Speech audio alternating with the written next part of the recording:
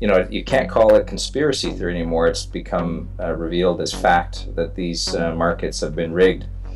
And I don't know what's driving Deutsche Bank, which is really, I view it as an arm of the German government.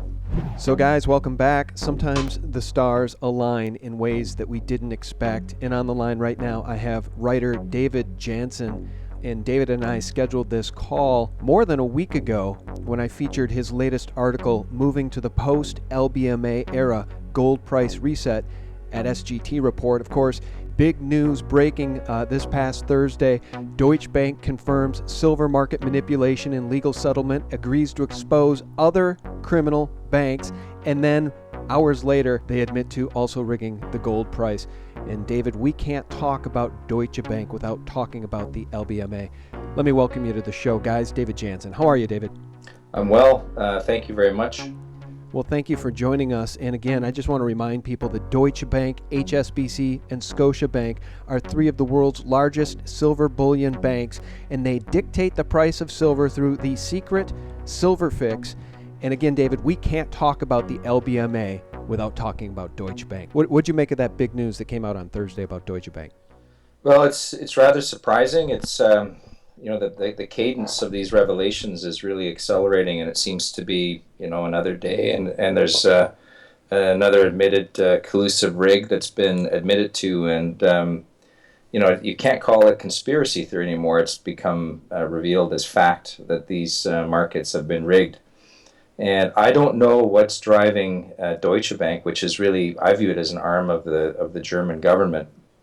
So I do not know what's making them come clean, or what they think the issue is. But certainly it's always good to be the one who turns and then has a settlement in terms of the cost. If you settle in dollars now and you're going to have a currency event, you pay it off in depreciated currencies later. But I suspect that there's a geopolitical element to this. It's not strictly a commercial decision on the part of Deutsche Bank.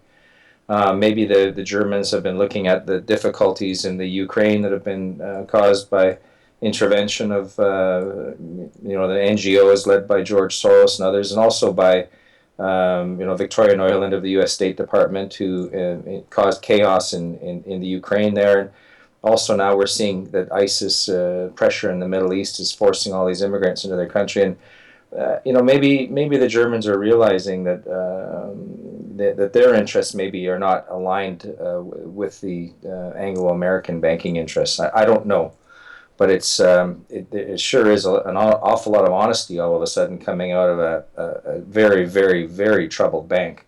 And I think we'll know more with time what's driving it. Yeah, and I think the biggest news coming from that settlement, David, is the fact that Deutsche Bank is going to turn on the other criminal banks and provide information to prosecutors, instant messaging, and other documentation that proves the silver manipulation and, of course, the gold manipulation. And we've been talking about that at SGT Report. You've been talking about it at safehaven.com for years now. And here it's all in the open. And one of the things that my friend Bix Weir reminds me of here is that it's $1.1 trillion worth of derivatives on Deutsche Bank's books that they were trying to pass off to Citibank, Goldman Sachs, and JP Morgan just recently. So we can't talk about Deutsche Bank, HSBC, and Scotiabank without also talking about JP Morgan and Goldman, and Citibank, and Wells Fargo, and the other criminal banks that all take money from the Fed and took money from the Fed after the 2008 bailouts and have been fleecing the American people for years without recourse. It's very troubling to see all this, and I think one danger, though, is that we become focused strictly on the banks and internecine conflict that's going on. It's like a group of people who are drowning and they're trying to push each other down to get up, to the surface. But the issue is also the nature and the structure of the LBMA itself. Mm-hmm. And that these settlements and accusations of rigging, I mean, the rigging is only possible because of the nature of the LBMA and the trading of paper that has substituted for gold and silver now since the late 1980s. And so I think that there's a turn happening. Bill Clinton yesterday came out and said that he was worried about a global crisis where the world is split in two, with two camps conflicting with each other. And certainly, if we look at at the BRICS countries, and they have signaled very clearly that they're moving towards a gold-based monetary system. And if they do that, last year in August in 2015, Bloomberg had an article where they said that if China were to remonetize gold, and if they had 10,000 tons of gold in official hands, $60,000. yeah, $64,000 an ounce for there to gold. be enough gold to play a monetary role, Yeah. and that's assuming that that China has 6 times more gold than they admit to having. So I think that I can see what's going on here. I believe to some extent is that we've got geopolitical conflict because we have monetary systems that are adjusting themselves. And I have to admit that the BRICS are way ahead of us in reforming their monetary system in terms of preparing for the future. We seem to want to double down on a debt-based monetary or fiat money system, which we know does not work anymore, and we know that it leads to a deflationary collapse if we can continue down the road that we're on with creating more debt to try to create real growth. Yeah, that's right. But as you know, it's not we. It's not we the people. We the people lost our voice a long, long time ago in the United States. It's the Federal Reserve. And who owns the Federal Reserve? The Rothschild banking family, the Rockefeller banking family, J.P. Morgan, the Morgan banking family, Warburg. And so when we talk about the warfare, the two different parties at war monetarily on planet Earth, the BRICS versus House of Rothschild, it becomes very clear why House of Rothschild doesn't want to change course. But I think we should talk about that LBMA market structure, which you mentioned. And I want to read this passage from your article. And I quote, "Trading of unallocated gold contracts on the LBMA began in the late 1980s, according to the LBMA, and is now the vast majority of all daily gold trading volume in London. The introduction of unallocated contracts was not a pedestrian matter, with Evelyn Rothschild himself allegedly directly lobbying Thatcher for this change in the gold market." Again, Rothschild guys lobbied Thatcher to allow unallocated paper gold trading. I'm going to get back to the article now. Quote, "The Rothschilds ran the daily gold fix at their bank, setting the price at the LBMA from 1919 until 2004. And they have been synonymous with gold over the last 150 years, end quote. Unallocated paper gold. That's been the game, and now the game is starting to come apart.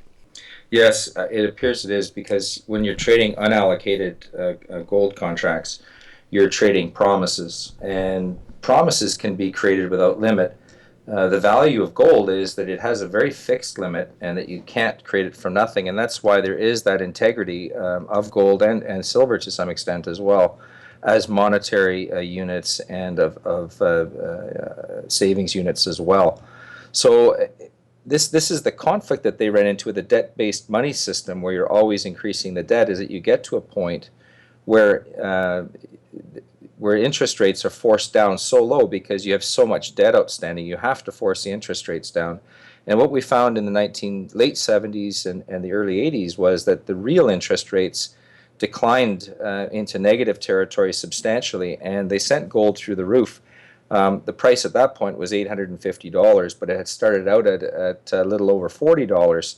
So there had been a 20-fold increase from the early 70s to 1980. And so it appears what they did was they said, well, this debt-based system we're going to continue because there's so many benefits. But the central banking system and overall appears to have set up this LBMA as a device to substitute promises for actual metal. And what it has done, though, is led to this colossal debt bubble around the world, which is now coming down on itself. And now they're saying, well, we need to take away paper money, cash itself. You need to be digital. And we need to ultimately go to negative interest rates, which we know have just completely distorts your economy and causes all kinds of bubbles. So that we're hitting this impasse now, and the BRICS are looking at this saying, well, this is a bad direction. This leads to chaos, and they've also, by the way, been collecting bullion on their own for, I believe China's been doing it since the late 70s.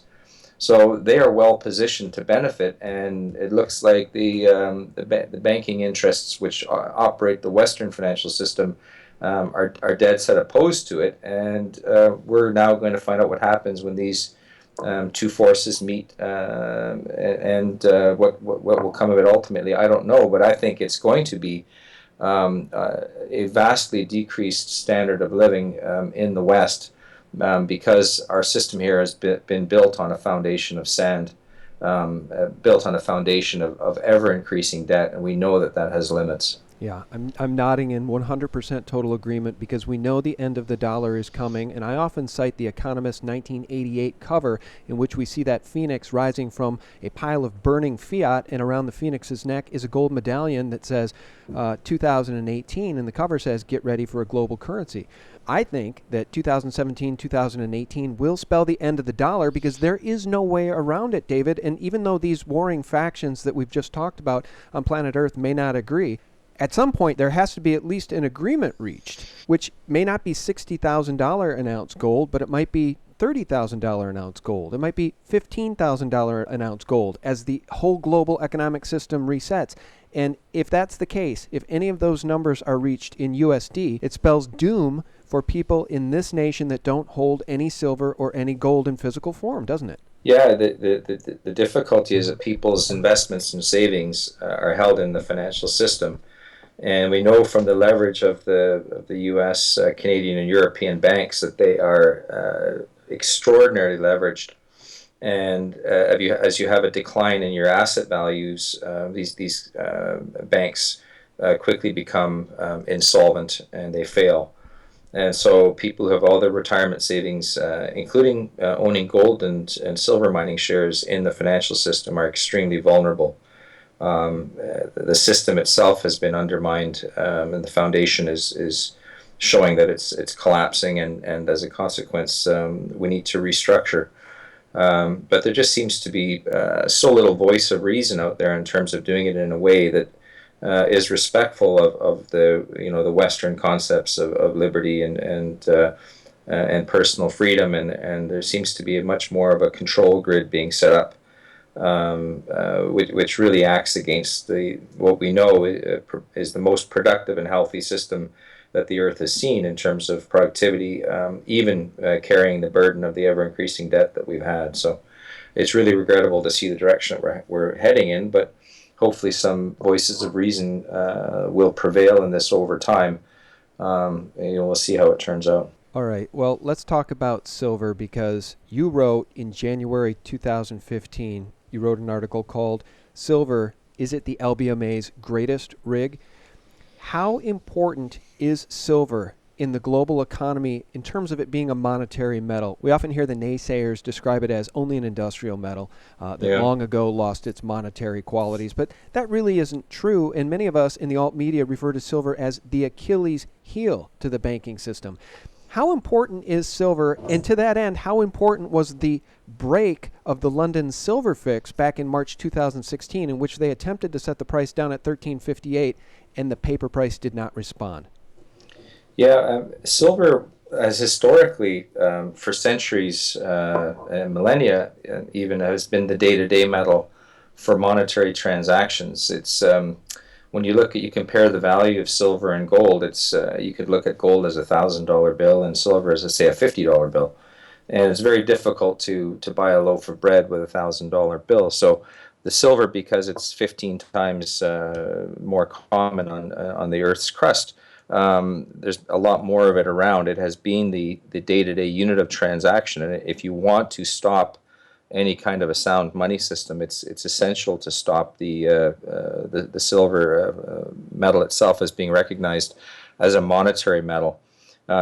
Having said that, the other aspect that's interesting about this is if you look at the LBMA, they're trading of the order, and this is gross turnover, not the net turnover that they net settled amount that they post on their website, but they have said in their own publications that the gross daily trading volume is about 10 times higher than the end of day net settled amount between all the parties.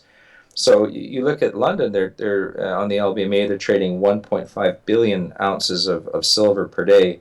And if you use a 2 to 3 times multiplier to estimate the open interest, that translates to open claims in the market, standing claims in the spot market of 3 to 4.5 billion ounces. And what's very intriguing about this is that we know that the world's visible silver stockpiles only amount to about zero point 0.9 billion ounces. That's all the silver that we can see globally that's held. It's a lot more than that, several billion ounces in terms of gold. But silver, it's about zero point 0.9 billion ounces. And if you look at that open interest, that claim of 3 to 4.5 billion, the math doesn't work out.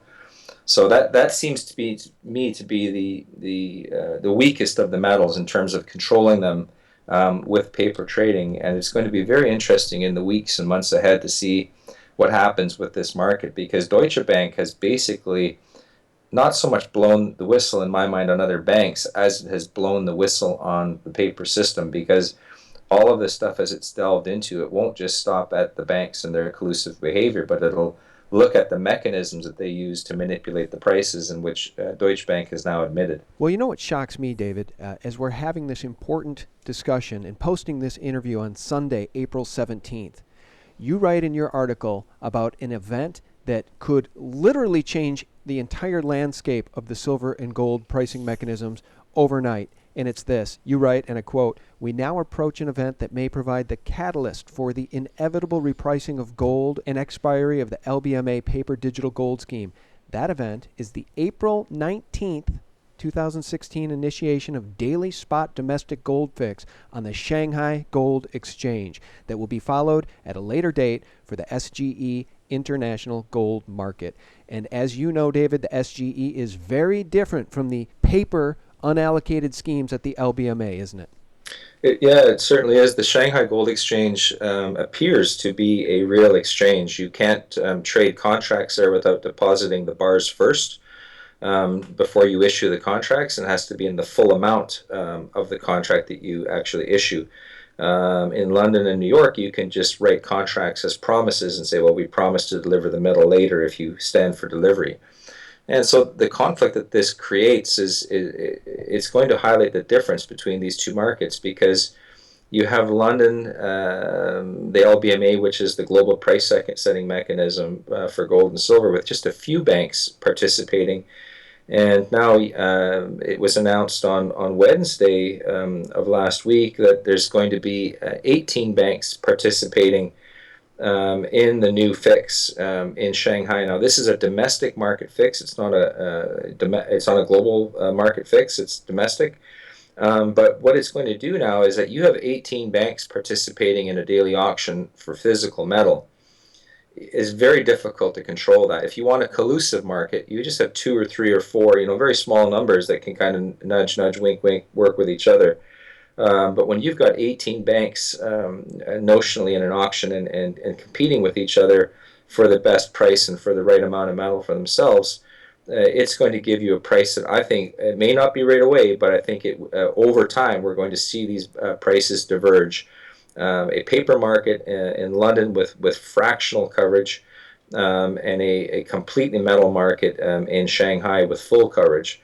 And as you get price differences there, you'd think that you could buy it in London and meet the price differential and recover the arbitrage opportunity there. But the problem with London is that they trade in paper primarily, and you can't extinguish a metal price differential with paper in Shanghai. So I think we'll have to keep our eye on that, but I think that it's going to start to highlight the very large differences between these two styles of markets. The one being a market, and the other one being really just really a marketing platform. Yeah, and I think, David, I may title this interview the most important interview I've ever done. And the reason is simple. Again, the SGE Gold Fix is going to change the game, and that goes into effect as early as April 19th. This interview posting on April 17th, and meanwhile, the criminal banks on planet Earth are being revealed for what they've been doing. Zero hedge reporting, Deutsche Bank admitting to the silver price manipulation and the gold price manipulation. And you're talking about an honest auction between banks in Asia, banks who will want the physical, banks that do not want the paper. Meanwhile, you've got these Western collusive banks now turning on each other. This is the beginning of the end, David. This is a sea change we're seeing globally. Yeah, it's the new fixing there in China and the nature of that market is one of the few things that I see that could really make a material difference to the market and what may be spurring Deutsche Bank's sudden revelation to the market and a quick settlement to get out of the way of follow-on sanction from court systems and from the market. So yeah, it may well be that this is what is pushing them to get out of the way, but it's incredibly fast, and there's a real anxious cadence to what is going on the part of Deutsche Bank here. So, we really have to stand back. This market is one that has really, flummoxed me as I've followed it for 15 years now, and it's always been surprising how much longer things can take than you think. But there really seems to be a rapid increase in materially important events here, and it is interesting that this admission by Deutsche Bank comes just a matter of just a few days before the starting of this the Shanghai gold fix, which I believe with time, it may not be right away, but with time, will start to diverge from the paper fix that they've got in London that is used by the Western financial markets. Now, the reason I think it's really important is also because of Larry Summers' paper and his work back in the 80s. And as we know, Larry Summers went on to be a Treasury throughout the Clinton tenure. Yeah, well, by the way, Larry Summers is the criminal that's calling to ban the $100 bill in the effort to curb the drug trade in criminals. But we know that the drug trade and the money laundering goes through these big criminal banks, and Larry Summers is nothing more than a banking puppet. To ban the $100 bill is to seize 78% of our outstanding physical currency. These people are monsters, but I digress.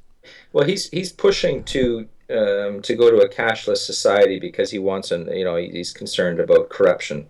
He says, but we look at the work that he did there in the mid '80s, and he did this the paper with Zabriskie,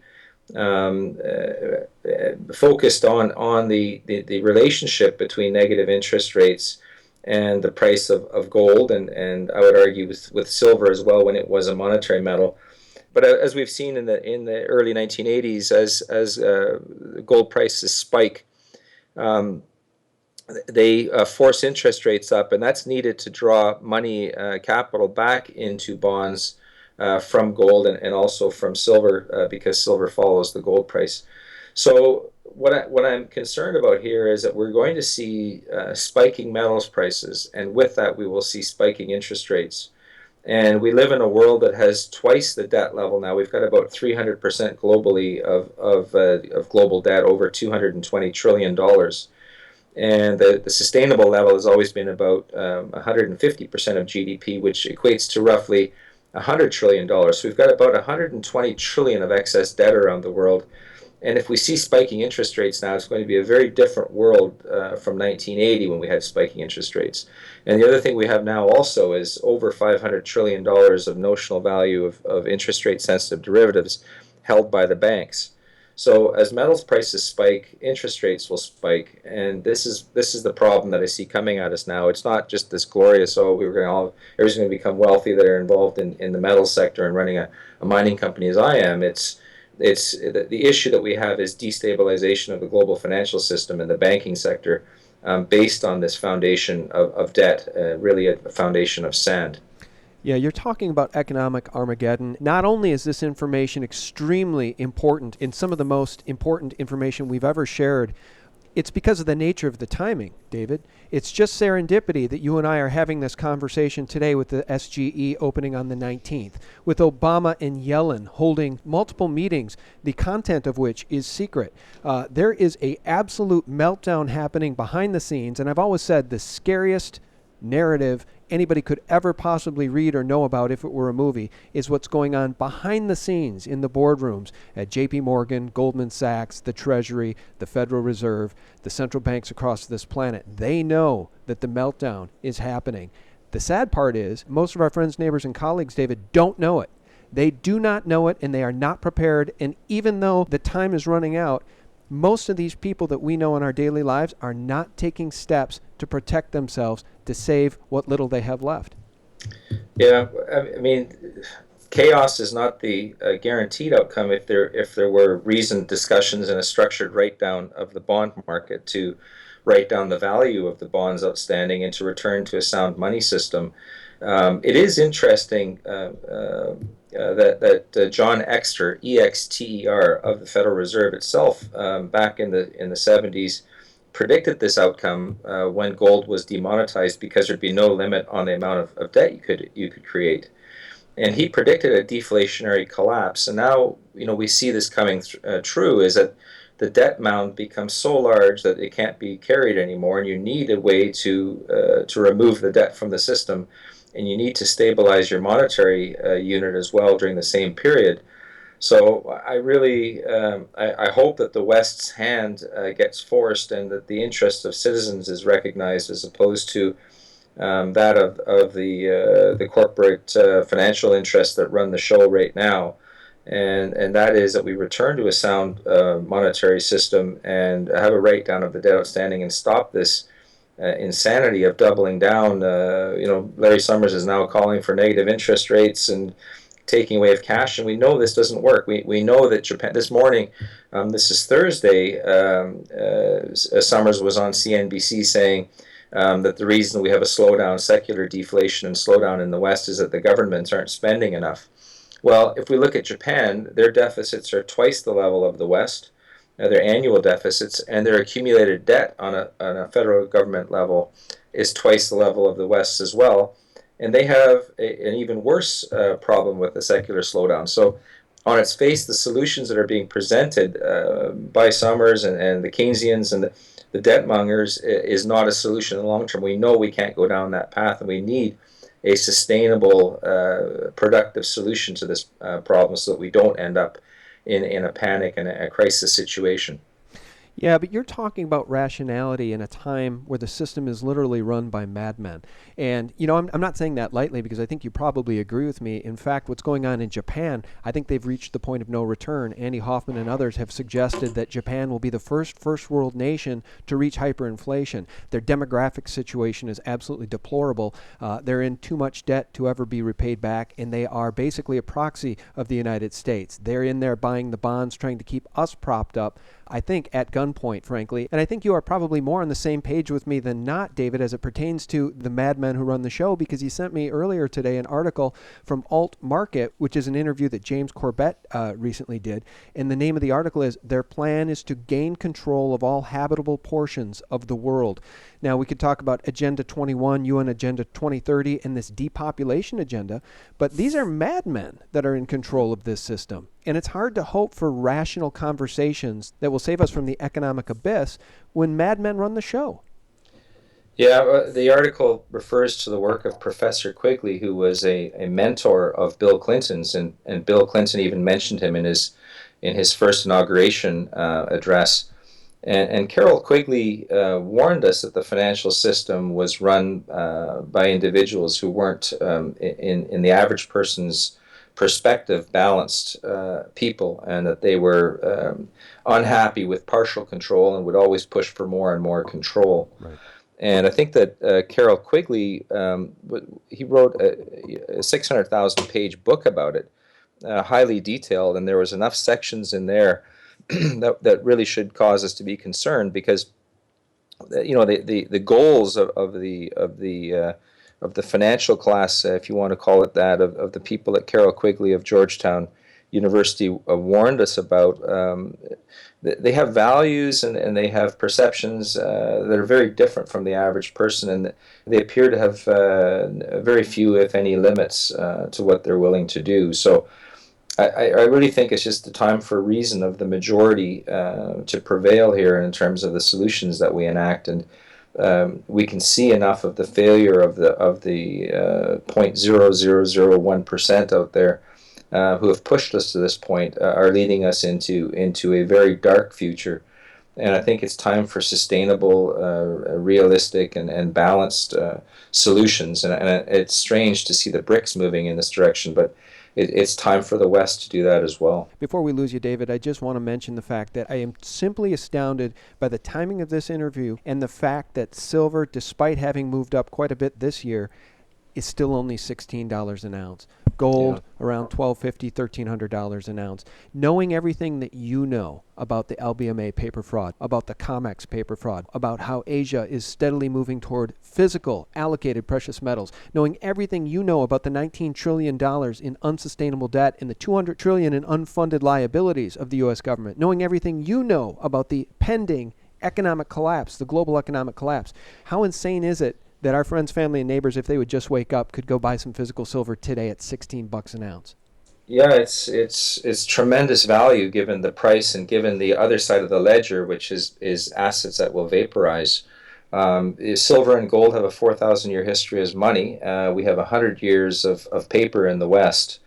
And so we haven't seen the price rise because essentially the price can't rise in a paper market where it is just sold down, more and more is offered. But what can happen is that these paper markets can fail, and then the metal becomes unavailable. What we really need here is a structured repricing of the metals to much higher levels and a return to sound money concepts. But individuals really should have their insurance in place. We have fire insurance for houses. People think it's unlikely their house will burn down. Well, the financial system, I think, given where we're at now, likely has a much higher chance of having a severe problem. And I think people have to think of these investments in terms of personal safety and in terms of insurance for one's family. Well, guys, I got to say, it's just been my distinct pleasure to have David Jensen on the show. Sure wish I'd have met you earlier than now, David. I'm looking over some of your recent interviews, some of your past interviews and articles. And guys, this is a profoundly talented truth teller. David, from this point on, I'm going to keep a close eye on what you've been writing so that it all appears at SGT Report. Can you tell us, though, where you post typically and how people can find you on the net? Yeah, everything I've written to date has been posted on safehaven.com, and also now Gold Eagle has started to pick up my writings, and I'll hope they'll continue to post them in the future. So that is typically where I post my thoughts and communicate. I'm also listed on LinkedIn, so if anybody wants to get in touch with me, my contact information is there as well. And I'm always happy to share information as I find it. I think it's probably best just to look for the articles, try to give timely and I hope sound commentary on what's going on, and I really look forward to talking some more with you in the future as well. Well, absolutely, and we'll schedule it just as soon as we close this one out, so stay on the line. But David, if you keep sending me your material, I promise we'll keep featuring it, and I want to thank you so very much for your time today. Well, thank you very much. It's been a distinct pleasure. Pleasure is all mine. And guys, time is running short. I know you all know that. Please do share it with your family and friends while there is still time. And God bless you for tuning in. Thanks for your support at sgtreport.com and thelibertymill.com.